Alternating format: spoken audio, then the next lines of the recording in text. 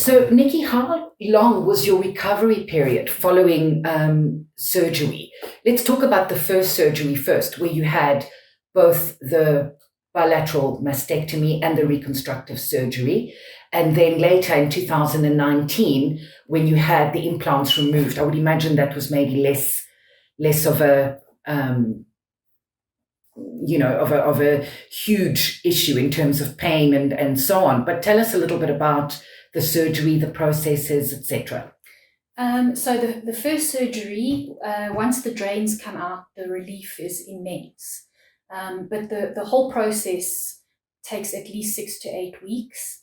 You have to keep tape over your scars, and you have to massage the scars because the scar tissue that forms, it causes pulling and tightening, and it's fairly painful. So it's a long process. Isn't massaging the scar tissue very painful though as well, I would imagine? It is. And you've got to be careful with things like certain types of exercise in those early days. As a mastectomy patient, ladies that have it for cosmetic reasons, you've got the tissue, the breast tissue, to hold the implants in place. But of course, with a mastectomy, although the muscle is there, you've just got to be careful so you strapped quite tightly with special underwear, and you've just got to be really careful. So it's a good 8 weeks.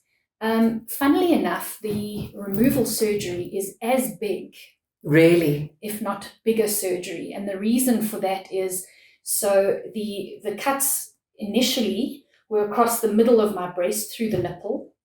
The removal of the implants, they do like a lollipop cut, so it's underneath where the breast would be up towards the nipple. So they're completely new cuts. They're actually longer and bigger than the original ones in order to get the whole capsule out. So a lot more stitches, and then removal of some excess skin, because of course the implants are bigger. Now you're completely flat-chested. So there's actually a little bit more reconstruction required. So that one was a solid 8-10 week recovery. Goodness after that. Me. But having said that, I felt lighter. I felt free. And I'd had the nerve released in my armpit. So mentally, I felt much better. What unfortunately did start happening with me, and then that led to another surgery, I had what's called an adhesion. So the scar tissue on the right-hand side, funnily enough, the breast, whatever remained of the breast tissue from scar tissue actually started attaching itself to the chest wall and left a big dent, and I couldn't massage it out. And when I went to have the scar revisions done and get that sorted out, the surgeon actually said to me, my scars had all opened up. They're all about the thickness of my baby finger. It's not, what do we call it? There's a special kind of scar tissue that some people have. It's not that. And I'm sorry, I can't remember the name. But I don't heal very well. Right. So, yeah, mentally I still look at myself and think, oh my goodness. But, yeah. Sounds incredibly painful. Incredibly painful. It has been a journey. Just as a matter of interest, during this time, were you able to continue working at all, or did you take a sabbatical?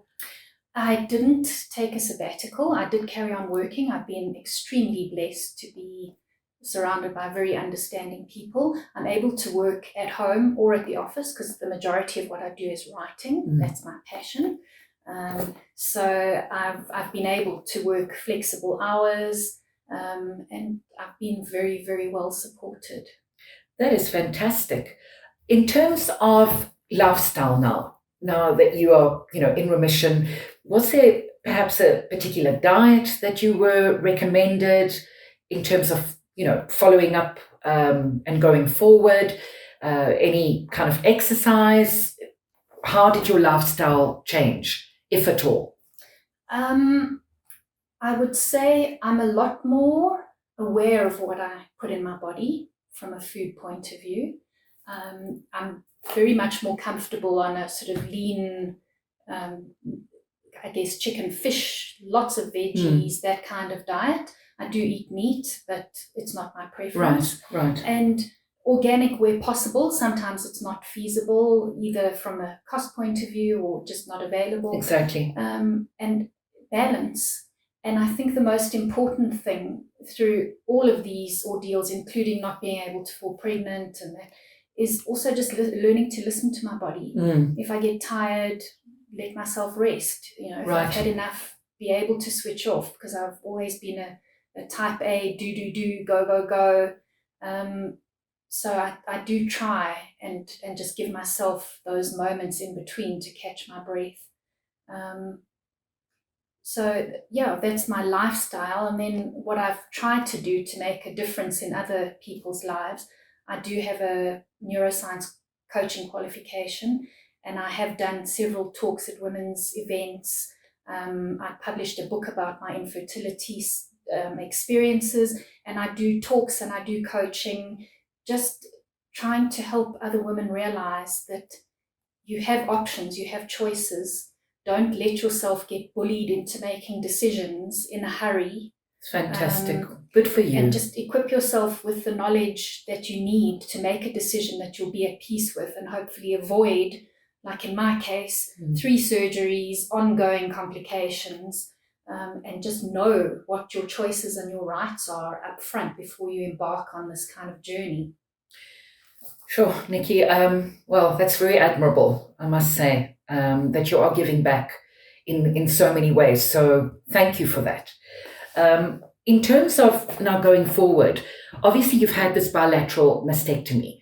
So I would imagine, your breasts per se no longer need to be checked. Or do you need to still check? Do you have to undergo PET scans on a regular basis? How does it work? So even with a bilateral mastectomy, there will always be an element of breast tissue that remains behind. It's almost impossible to remove it all, because it actually goes right under into your armpits, up your chest. So I do still have to go. I go after I've just had a little bit of a scare a few months ago. The lymph nodes in both my armpits were about 3 times the size that they should be. And very painful. So I went and had a mammogram, ultrasound, had to have biopsies on both sides done, and luckily they came back negative. So the short answer is I'm not out of the woods. Right. There are also different kinds of breast cancer. So some affect the lymph system. It's one of those things that you live with. So no, I remain in remission. You remain in remission. Yeah. How often do you need to go for these checks? Once a year or more regularly? Once a year, absolute minimum once a year. Once a year. I will be going within 6 months after the previous scare, just to make sure, mostly to see if my lymph nodes have gone down again, because they've obviously got the comparison measurements, and just remain vigilant. I try not to think about it.